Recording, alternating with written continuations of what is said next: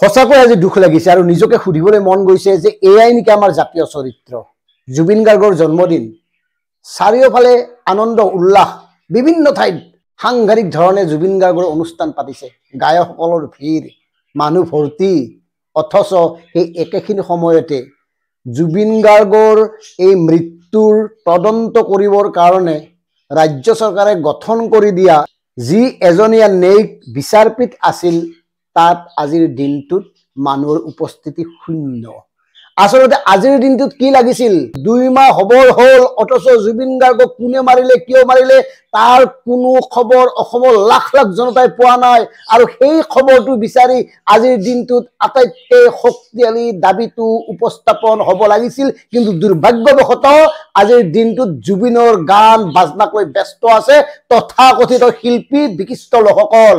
আমি আজি যেতিয়া জুবিন গাৰ্গৰ এই হত্যা সম্পৰ্কত আমাৰ ক'বলগীয়াখিনি ক'বলৈ গৈছিলোঁ ন্যায়িক আয়োগৰ সন্মুখত, তেতিয়া তাৰ পৰিৱেশ দেখি সঁচাকৈ ব্যথিত হৈ পৰিছিলোঁ।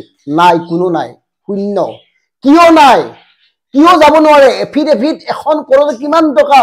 ঠিক আছে, সাধাৰণ জনতাই বহুতে নাজানে, কিন্তু জনাসকল, এই জনাসকলেইতো আজি জুবিন গাৰ্গক লৈ হাউলি জাউলি হৈ কান্দিব, বিভিন্ন অনুষ্ঠান পাতিছে, মঞ্চত গৈ আৱেগিক মন্তব্য দিব, জুবিনৰ লগত থাকি কি হৈছিল, জুবিনে কি কৰিছিল, জুবিন গাৰ্গৰ স্মৃতিবোৰ সুঁৱৰি কান্দি দিব কেমেৰাৰ সন্মুখত। তেওঁলোকে কিয় দিব নোৱাৰিলে? কিমানজনে দিছে আজিলৈকে? আমি প্ৰত্যেকেই জানো যে ন্যায়ালয়ৰ মজিয়াত আৱেগৰ কোনো কাম নাই। ন্যায়ালয়ক লাগে তথ্য আৰু প্ৰমাণ আৰু সাধাৰণ জনতাৰ সাক্ষ্য।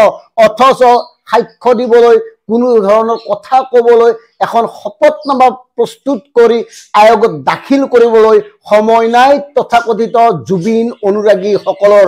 মই ইয়াত সাধাৰণ জনতাৰ কথা বাদ দিছোঁ। সাধাৰণ জনতাৰ বাবে এয়া জটিলতাৰ বিষয়। অধিবক্তাৰ কাষত যাব লাগিব, লিখিব লাগিব, ডিটিপি কৰিব লাগিব, লিখাখিনি চাব লাগিব, এই অকণমান সমস্যা আছে। কিন্তু জনাসকলেতো যাব পাৰে।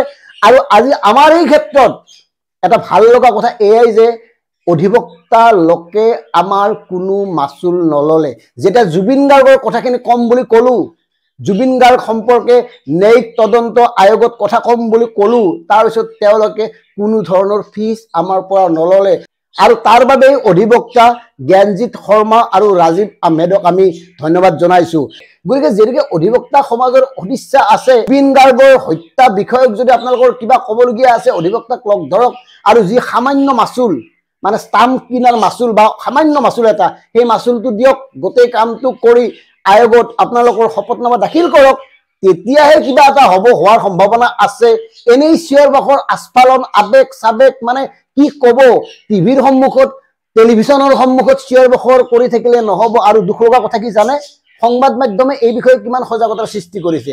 আজি লক্ষ্য কৰিছোঁ তাত কোনো সংবাদ মাধ্যমৰ লোক নাই। এইকাৰণে নাই, তেওঁলোকে ভাবিবই পৰা নাই, বা তেওঁলোকে ভাবিছে যে তাতনো কোন মানুহ যাব, হয়তো এনেকুৱাই কথা।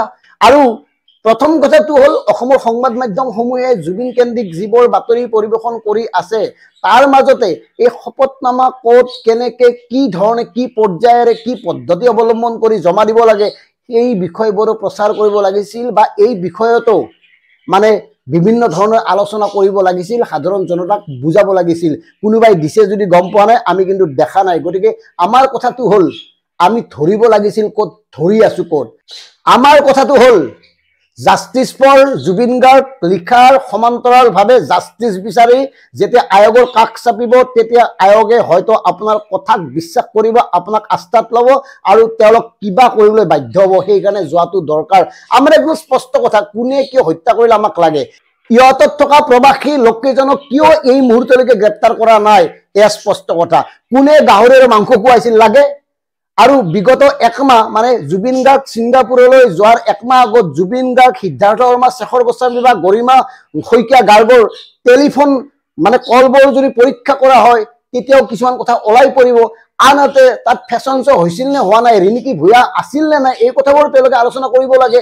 এই কথাবোৰো তেওঁলোকে আলোচনা কৰিব লাগে যে এই আগদিনাখন ৰাতি তেওঁক কোনে ক'ত কেনেকৈ ৰাখিছিল, শুইছিল নে হোৱা নাই, বিভিন্ন কথা আছে, যিবোৰ কথা আমি এখেতসকলক জনাব পাৰোঁ, যিবোৰ কথা আলোচনা কৰিলে, যিবোৰ কথাৰ পম খেদি তদন্ত কৰিলে হয়তো সত্য পোহৰলৈ আহিব। কাৰণ যেনেকৈ মুখ্যমন্ত্ৰী ডাঙৰীয়াই কৈছে জুবিন গাৰ্গক হত্যা কৰা হৈছে, গতিকে হত্যাকাৰীসকলক আমাক লাগে, নামে ধামে লাগে। আজি 2 মাহ হ'ল, অথচ কাৰণ আমি গম নাপালো কিয় মাৰিলে, কোন তেওঁলোক, কেইজন মানুহ জেলত ভৰাই থৈছে, তাতেই শেষ। এনেকে হ'ব নেকি? এই কাৰণে এনেকে হ'ব, আমাৰ চৰিত্ৰ এনেকুৱা। আৰু এই প্ৰমাণটো হ'ল আজি জুবিন গাৰ্গৰ জন্মদিনকৈ যিসকলে এই ঢাকঢোল বজাই সাংঘাতিক অনুষ্ঠান পাতিছে, আৱেগ বিভ্বল হোৱাত দেখুৱাইছে, তেওঁলোকৰ কিমান শতাংশই ন্যায়িক তদন্ত আয়োগৰ সন্মুখত নিজৰ শপতনামা দাখিল কৰিছে, কথাবোৰ স্পষ্ট কৰক। ধন্যবাদ। জয় অসম, জয় জুবিন গাৰ্গ।